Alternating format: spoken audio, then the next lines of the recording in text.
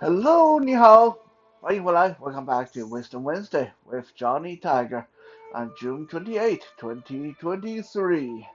Look at this, we have a beautiful sunny day. It is 75 degrees Fahrenheit and quite hot for some people. For me, this is great. But I know a lot of people suffer in this heat. So if you do find that this heat is getting to you, remember to stay hydrated and drink lots of water, uh, and try to stay cool. Uh, you know, if you really find it unbearable at home, uh, one thing that I used to do was to just go to the grocery store, go to Walmart, go to the library, go to 7-Eleven, some of the corner stores at the gas stations.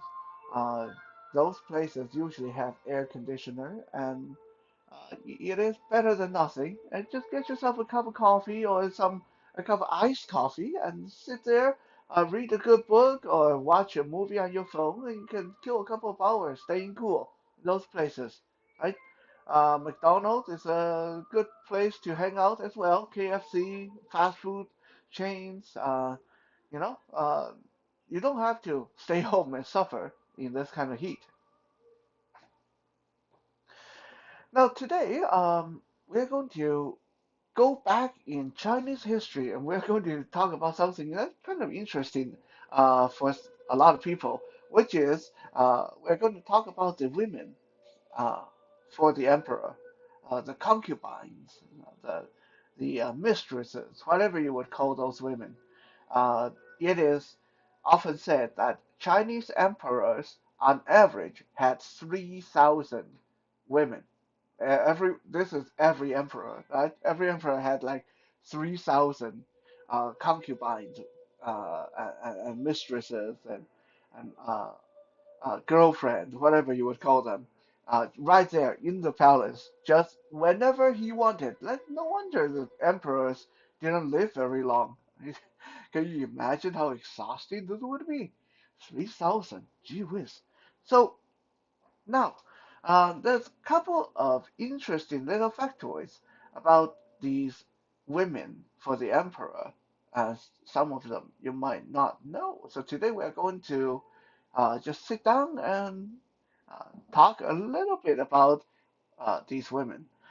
The first interesting little tidbit that a lot of you might not be aware of is that most of these women, as far as historical evidence had pointed to, are not as beautiful as you think they are.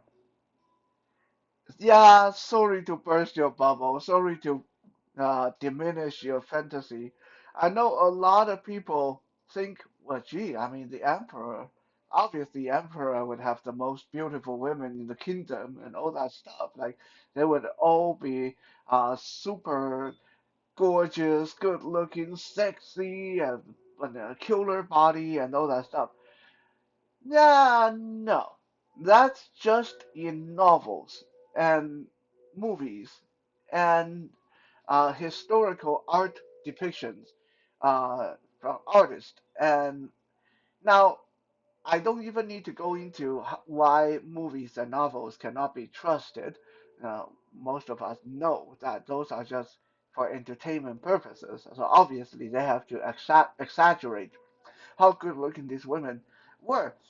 Historical depictions by artists, well, there again, if you are the royal artist and the queen or one of the emperor's favorite mistresses tell you to do a portrait of hers, you are going to try to do it as flattering as possible, as adorable as possible. Because if you piss her off, she's going to chop your head off, right? So there's a reason why the artistic rendering of these women were gorgeous and alluring and all that stuff. So some of you are thinking, well, okay, fine. You say movies are not real, novels are not real, and now you say we can't trust the historical artwork. Then who can we trust? Why should we trust you? You never met any of these women. No, I never met any of these women. But don't forget, the Chinese Empire did not come to an end. The imperial system did not come to an end until the early 1900, I believe 1912, 1910, 1912. That was around when the last emperor advocated and the democracy got ushered in. So this tells us that for quite a big chunk of the imperial system, photography already existed. Okay, as far as I remember, photography was invented in 1825. So there's bound to be photos of these emperors and emperors' women. And in fact, a set of photos were recently released to the Chinese public, photos of the imperial family and the concubines, and queen, and all those women, those 3,000 women that everybody fantasize about, dream about, think about they're gorgeous and all that stuff. These photos totally shattered the long-standing fantasy of the majority of Chinese people because these photos show what did these photos show? You can probably Google them and look for yourself, but uh, some of the more outstanding thing, the photo of the queen. Now, most of the time when we think about the queen, we are thinking about someone beautiful, mature, majestic, and elegant. Well, the queen in the photo was hunched back and wizened, all wrinkly, and got hands that looked like chicken claws, and she looked like an old hag in the photo. Like that, the queen looked like a witch, and the photo of the emperor's favorite concubine, okay, the favorite concubine. Again, most of the time, if I tell you this woman was the emperor's favorite concubine, you would probably be thinking someone who got, oh, I don't know, blessed with really good physical attributes, beautiful, drop dead gorgeous, got curves that go on forever, and all that stuff. Well, in the photos, the emperor's favorite concubine was flabby and fat and just spilling out of her clothes, and she got poorly done makeup and uh, just not a good sight, right? And we can go on and on. Most of the photos of these 3,000 concubines, these women, the photos show them to be wearing gowns and robes that basically makes them shapeless lumps, and they were mostly very uh, uh, ordinary. I wouldn't say ugly, but they would be very ordinary looking uh, women. If you put them on the street, you wouldn't have look at them a second time. So these are not what we think of when we think of the imperial entourage, the royal family, the favorite women of the emperor. And there is a principle for that because throughout Chinese history, uh, lust has always been one of the greatest sin, a big no-no. That Chinese people were so oppressed around this topic that emperors, especially when you are the person who have to rule the entire kingdom and you have to put on a public face, you have to make sure people don't think of you as a horny old man. You have to make sure people don't think that you are just like in a whenever you're not uh, uh, dealing with politics, whenever you have to take a sick day off, people don't think you're just because you're overindulging in your lust. Uh, that kind of stuff is really bad for the emperor. So most emperors actually went out of their way to avoid taking in beautiful women into their uh, palace, into their family. Uh, there were many instances of emperors that after they got defeated, after they got deposed, and the new emperor, the new dynasty came in, the first they always try to do things to defame, trying to smudge the previous emperor. Oh, he was evil, he was a demon, and all that stuff. That's why we deposed him. It's not because I want to be emperor. No, I don't want to be emperor either, but that guy was evil. So I did it for you guys. I did it for the world. So during this smudging campaign to discredit the previous emperor, if they even had a good-looking wife or good-looking concubine, that always got brought to the forefront. Oh, look at him! He got all these beautiful women like this one hidden away. This is why he was such a lousy emperor, because these women drained him of his energy. So yeah, throughout Chinese history, most emperors went out of their way to get ugly wives and ugly concubines.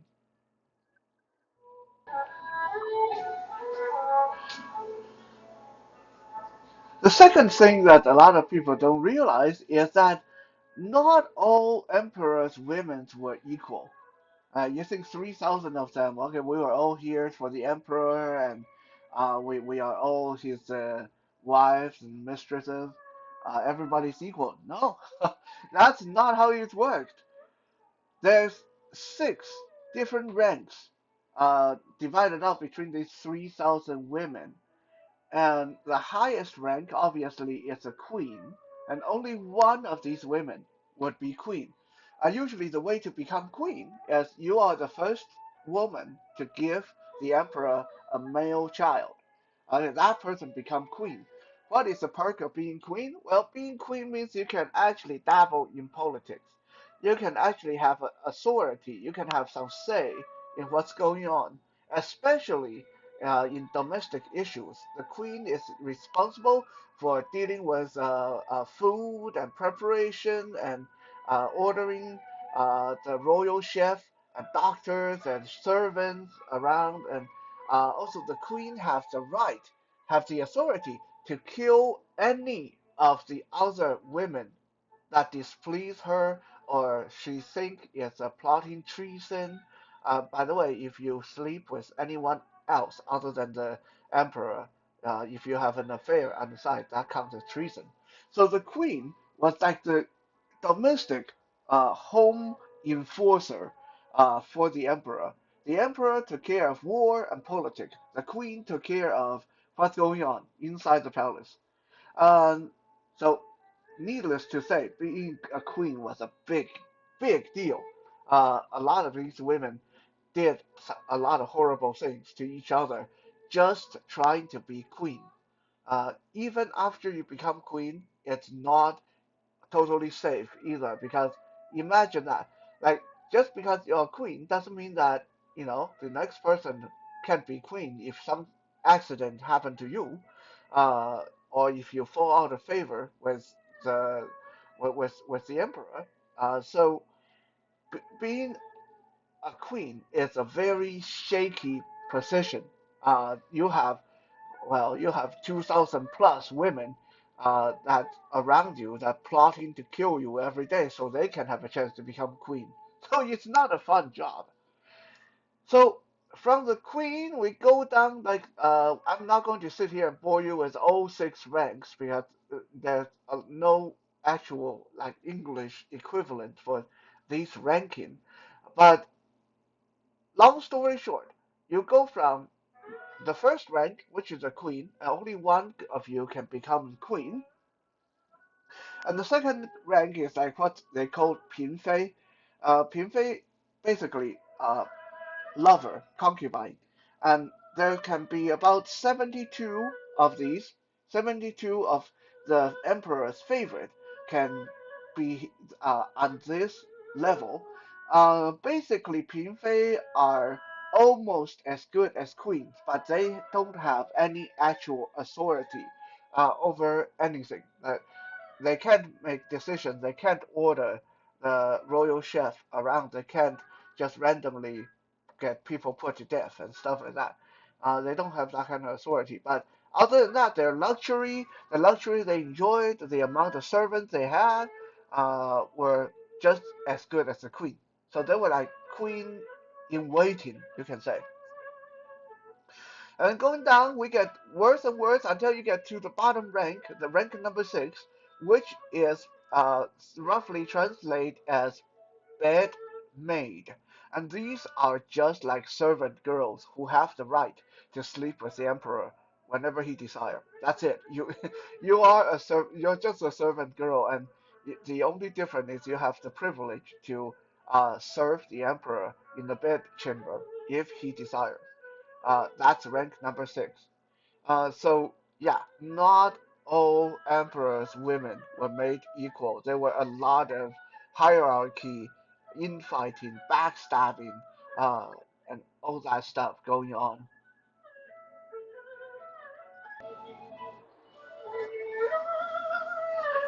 By the way, I think a lot of people have this idea when they watch movies, and they think that's so cool. Being the emperor, it's like when you want new wife, when you want new women in the palace, they do a big beauty pageant, and you as the emperor, you get to watch and pick whoever you like. Hate to tell you this, it didn't work that way either. The emperor is usually busy with other stuff, war, drought, and famine, and food shortages, and flood and storms all over the kingdom. The emperor had no time to sit around watching beauty pageants. So most of the time, when it's time to pick a new batch of women for the palace, for the bedchambers, to serve the emperor, the job came down to the queen, the other women that were already there, and their servants. So the queen and some of her most trusted women and maids and servants, they would be the panel of judges that would judge these new women coming in. So you can imagine that probably also contributed to why most of these women were not very good looking, because obviously the queen is not going to pick someone who's better looking than herself. So uh, it just a big vicious circle when it came to why most of the women in the palace were not as beautiful as we thought they were.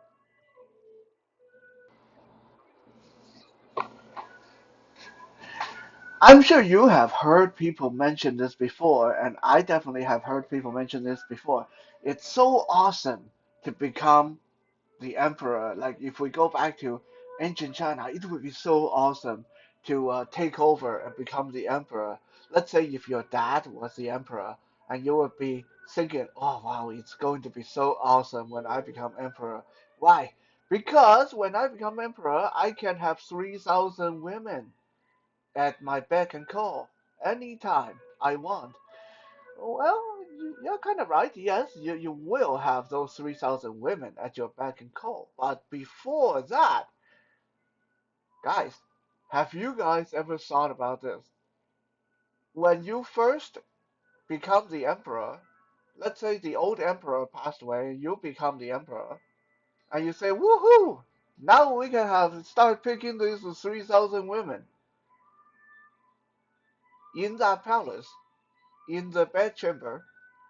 There's 3,000 stepmothers waiting for you right now." Yeah, sounds ridiculous, right? But it's true.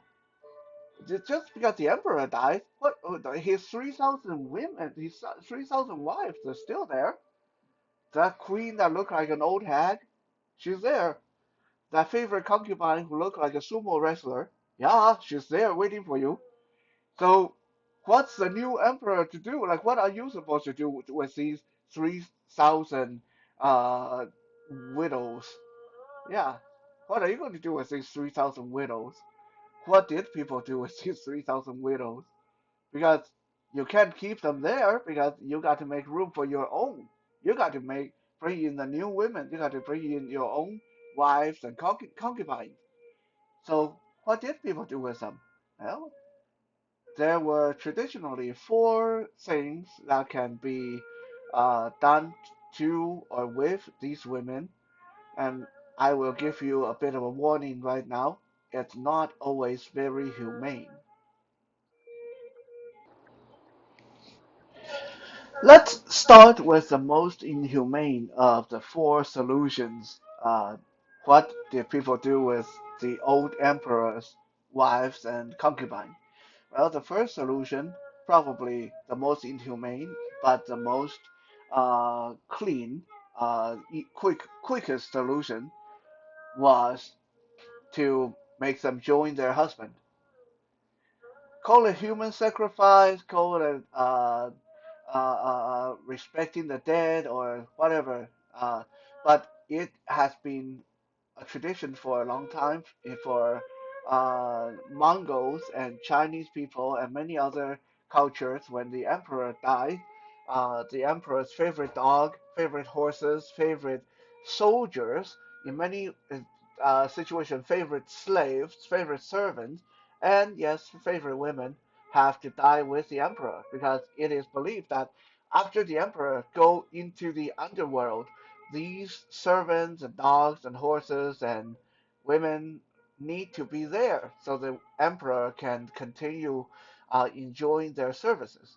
Now, luckily, I can say this that this tradition of killing off the women has been largely abolished for about 2,000 years. So it was a more primitive time in Chinese history that they did this, but they did do this.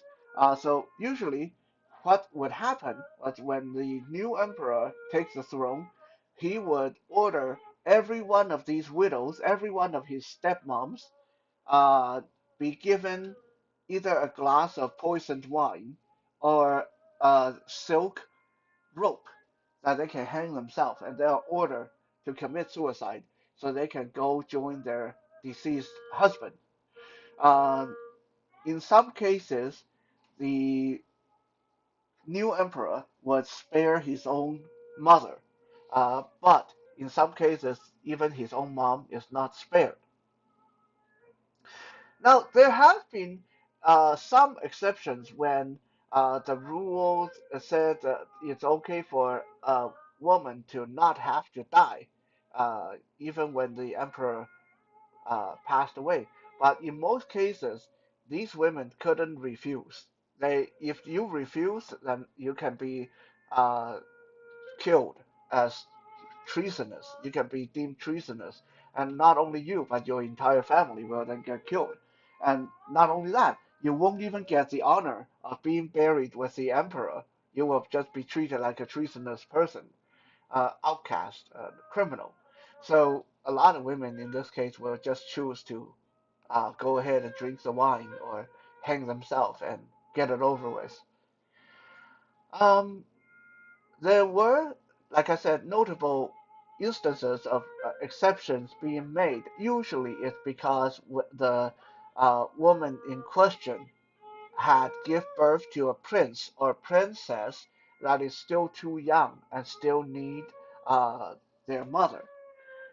There was one queen that when her husband, when the emperor passed away, this was very notable in Chinese history. There was one queen who, during at the funeral of the emperor, she said to the everyone who was attending, she said, "I know as a queen, I should follow my husband into the underworld to serve him continuously there. But because our two sons are still young, my sons, the prince and his brother, they're only 5 years old and 6 years old, so I need to stay in this world long enough to bring them up properly. So rather than killing myself now, I will show my devotion to my husband by burying a part of myself with him."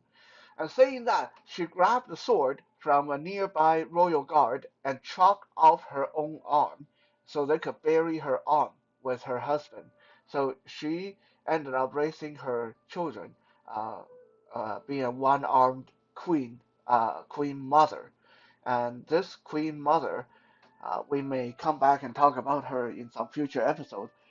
It's actually quite notable as one of the most vicious, one of the most ruthless, cruel women in Chinese history. But we won't go too deep into that today. Just know that she chopped off her arm just like she was cutting carrot or chopping celery. She didn't even bat an eyelash or hesitate before doing that.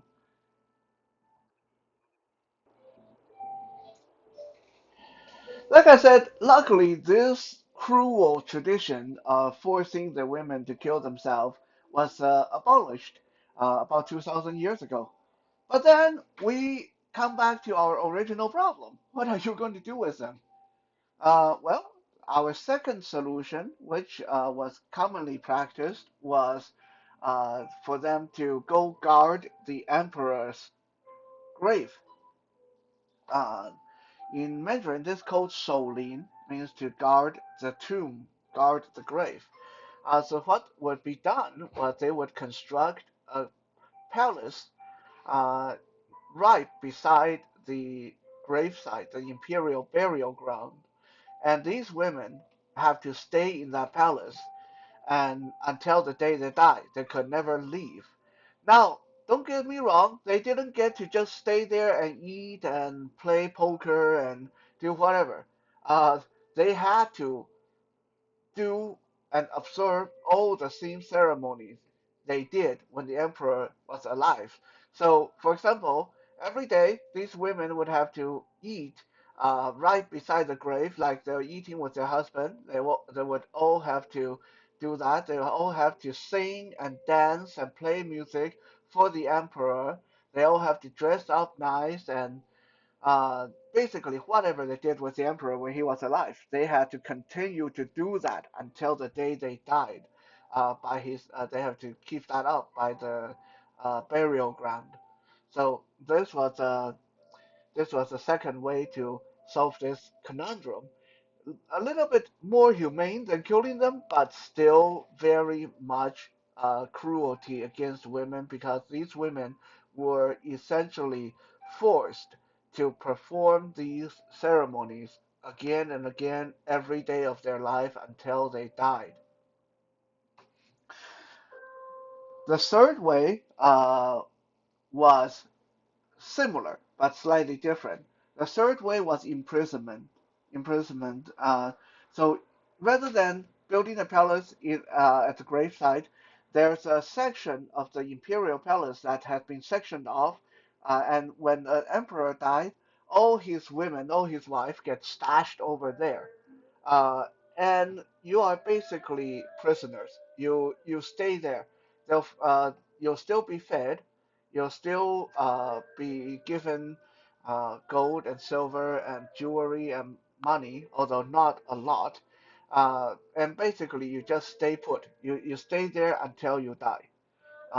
You become kind of a prisoner, sort of like people who get uh, jail time, but they can serve it at home, kind of like that. So that's a third way of solving this issue that has been used in many instances. If you go to China and you get to tour the old imperial city, uh, you will still see this area. I believe it's called Chiminggong. And this area of the imperial palace, that's what it was for. It was widow town. It was the place where all the widows of the old emperor would go, and they would have to stay there for the rest of their life. Last but not least, and this one is a doozy. Right? Trigger alert. This one is a bit icky because in very unique cases, some of the old emperor's wife, some of the old concubines and women would be passed down to the new emperor. So uh, basically, the son will marry the stepmom, or in some cases, even the mom. So there's a lot of incestuous thing going on.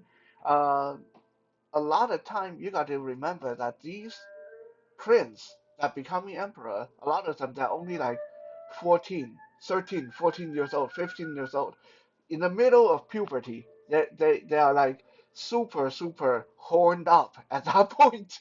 And yeah, technically speaking, we are talking about widows and stepmothers, but I don't want you guys to get the idea that these women are old, like 70 or 80 years old. No, a lot of these women, uh, they were like in only in their 20s, some of them in their early 30s.